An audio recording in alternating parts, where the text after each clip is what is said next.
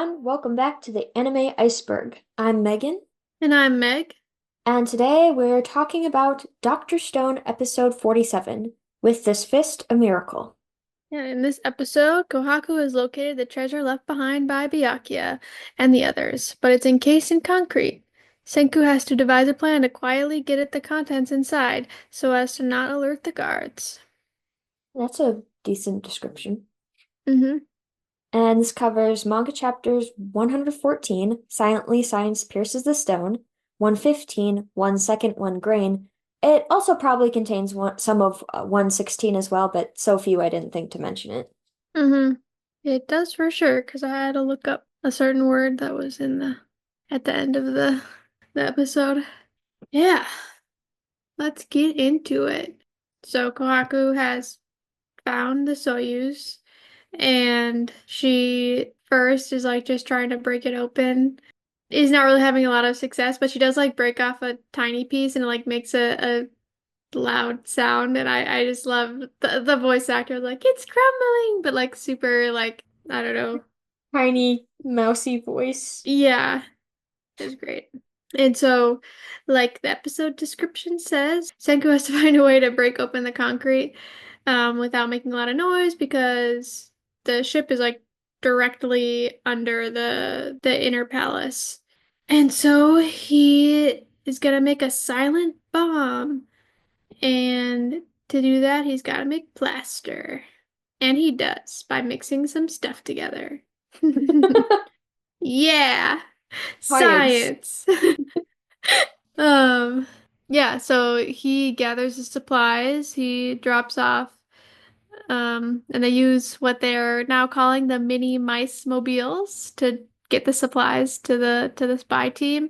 And I think it's just like the sulfuric acid that they got from the lake, and then The plaster powder. yeah, I don't know if I'm sure he said what it was, but I don't remember.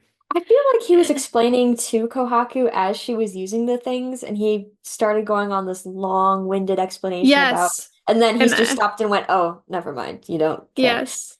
I was I wouldn't say I don't care, but I was doing the same thing as Kohaku where I was like la di da, not listening. Um and once again, Amaryllis has to distract the guards, so um Kohaku first has to like make a bunch of holes, which is like pretty quiet but still making noise. And so Amaryllis uses her feminine wiles to distract them, and the guards also want to see Ginro, but he is terrible. Yep, Emerald Mm. is doing this very graceful dance, and Ginro's just trying his best to keep up. In the manga, the guards tell Ginro to start shaking those hips, and Ginro just thinks to himself, "No, there's totally no way I could do that." Yeah, he's got no hips to shake. But then Kohaku like really starts making noise, and Ginro, one time comes in clutch and he does his little spear dance. And like is like dragging the spear around, kind of scraping it against the wood, and so it's making enough noise to distract the guards. Yep. And I think, well, Ginro explains that he learned the spear dance to kind of basically look intimidating so he wouldn't have to use it to fight. And Amaryllis is very not impressed by that explanation. But I was thinking that actually might work. Like, there are some stories of people scaring away pursuers just by looking more intimidating than they actually are. And I feel bad that I can't cite exactly where this is from, but in high school, I took like a mythology and folklore class for extra credit. And one of the stories was of, I think, if not an Amazon woman, then like maybe a Spartan woman. And she was running away from some men chasing her. And forgive me if I'm wrong, but I think she might have also been pregnant. But to like there was no way she could put up a good fight. So to scare him off, she just like turned around and started yelling and started like, basically beating her chest and like looking like she was crazy and the guys ran off. That's the key. Act crazy. I'll leave you alone. Um, yeah, so Kohaku, she pours in the plaster mixture and then the sulfuric acid and like puts a cork in the holes and basically when the that first breaks the little glass vials that they're in, which mixes the sulfuric acid and plaster, and then they like when they're mixed together, they expand with a lot of I don't remember how much pressure or force he said, but basically it's a bomb, but a silent one. Um, and it But works. deadly. Yep. Sorry. And then we get like this cute scene of Senku like talking to his dad as the bomb is like breaking open the spaceship. He's basically talking about well his dad is like we're saving all these things for the future and Senku's I don't know thanking his dad. It's cute. Um Yeah. but yeah, now it's open and Kohaku goes down there to the spaceship and she spots some sand. Um, and at first she's like, "Oh, what? This is worthless." Actually, no, she breaks it open. I forgot. She's like carefully like taking off the concrete and then drops something and breaks the bottle open. And at first she just thinks it's sand. It's like, "Oh, that's worthless." But then she's like, "No, Senku always manages to turn nothing into something." And so Right. she collects it all. Um, and at this point, because she had made some noise, she attracted the attention of some guards. And so now they have also kind of discovered the spaceship. But she gets the sand to Senku, and it's not sand, it's actually gold dust. And in this gold dust, there's also some platinum, and actually quite a bit of it. And at first, Senku's like, there's even to get like a fingerprint worth of it, it would take decades. And there's way more than that. There's a lot. And this is when they realized that Senku's dad spent decades collecting the platinum, and this is when we see go back in the past and we see his dad going out to the river or the stream and collecting gold and then platinum from the stream. And that's also where he dies. He like it's actually really sweet. Like, because he's just thinking of his son and being like, I'm doing this for you, kid. Again, comments like, oh, you and your dad are a lot alike. You guys both are very persistent. And Senku once again mentions like, oh well, we're not even blood related. And Suika kind of asks him like, oh, you're not? And he's like, yeah, he just said I was his friend's kid and I didn't need to know anything else. Yep. In the manga, Gen said, "You'll always be connected, no matter how you look at it. Both of your spirits never bend nor break." Senku kind of gives me like Gon vibes, like That's right. Yeah, he when could he have has found the out about chance. his mom, but he's like, you know what? I have a mom. I don't need to Yeah, know. yeah, And the audience is going, no, you need to know. Listen to the stupid message. yeah. I get it. Yeah, I don't think he'd met his dad yet, so he didn't know Even what though his other he. parents sucked. Yeah, yeah. So now they have enough platinum to make their unlimited revival fluid. But we also see that Ibarra knows that there is an intruder, so they need to get a move on with their plans. Yes. And what Senku is using the platinum for is to make like a certain piece in what he calls his Rube Goldberg-esque device. And I seriously didn't get much of what he said, but basically he is using the Ostwald process to make nitric acid, and literally the Ostwald process is just using platinum and ammonium to make nitric acid. Mm. Um, and yeah, they're gonna revive their friends. Okay. Yes, sorry, I forgot to write something down. So, voice actor notes, we have Orochi. He's played by Jared Green, who is Wait, is he plays Orochi the like strong Oroshi's a really guard? strong guy with Okay. the weird mask or headpiece thing. He's Hitoshi Shinso from My Hero Academia, which I love that character. And in Solo Leveling, forgive me for mispronouncing this, Hwang Dong-suk, is that it? I Hwang have no Dong-suk? idea. Whatever, I'm so sorry. And oh, he's Mikasa's father in Attack on Titan. I think I saw that he was additional voices in Snow White with the red hair. That's pretty cool. He also plays Gozen in Doctor Stone. Let me look who that is.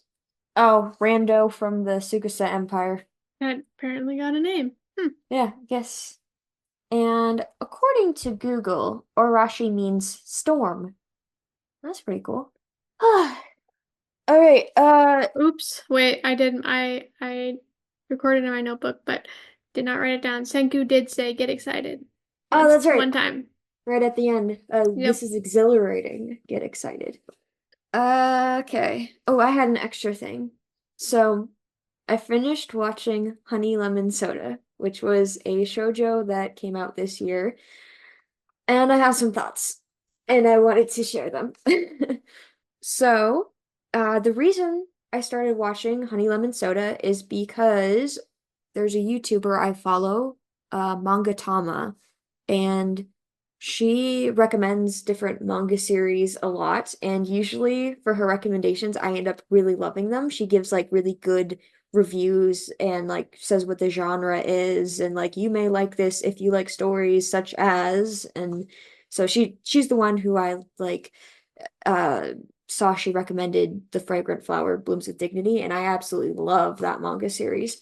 So I thought I'd give Honey Lemon Soda a try, but I don't know if the manga is different, but I didn't care as much for the anime adaptation. I don't know if I want to read the manga, but uh the animation was beautiful. I think they might have run out of budget towards the end there, but everything else, like very, very pretty art. The character designs were really cute. The main girl, though, Uka, she reminded me of Naho from Orange, except in a darker color palette. But I've got a couple points to go through here. So, the main relationship is between a boy, Kai, and a girl, Uka. Kai is sort of like the too cool to be bothered kind of character, maybe a bit of a tsundere at times. But the thing is, I like him, but in the beginning, I didn't like how their relationship started. Like, it would have been fine if they had just, called it good at being friends. But from maybe even as soon as episode 3, Uka was thinking in her head, I am in love with this guy. And I didn't like that because Kai can be very cold towards people at first. And so I was thinking, well, this is how girls get in abusive relationships. So it kind of gave me the ick a little bit. I didn't like how she felt for him immediately, even though he was curt. He did, as I assumed he would, he did kind of show more of a soft side as she got to know him, but I think I would have preferred if she would have held off on saying I'm in love with him till later in the show. I know I shouldn't compare series to each other, but I couldn't help but compare it to Fruits Basket because, Kyo was very standoffish and aggressive in the beginning, not specifically towards Toru, just towards human interaction in general. But Toru didn't even say the words I love you until very, very late after she and Kyo and Yuki had become very, very good friends, and Kyo had kind of become a little bit better of a person and gone gotten through some of his past and learned some things. Um, I also thought that there was obviously more to the story. Like, just watching the anime adaptation made me think there's got to be more in the manga. It felt like things were just missing. If one of our listeners has read the manga, please let me know if I'm wrong. I think if I could compare it to another show, like I said before, Orange, the girls in both of these are very shy, hesitant to speak up, get bullied a little bit. But with Uka, I just thought the mean girls were too mean. And not just the mean girls, but her classmates too. Like these people who like 1 minute are singing her praises and the next minute going, she's so lame. I can't believe she's in our class.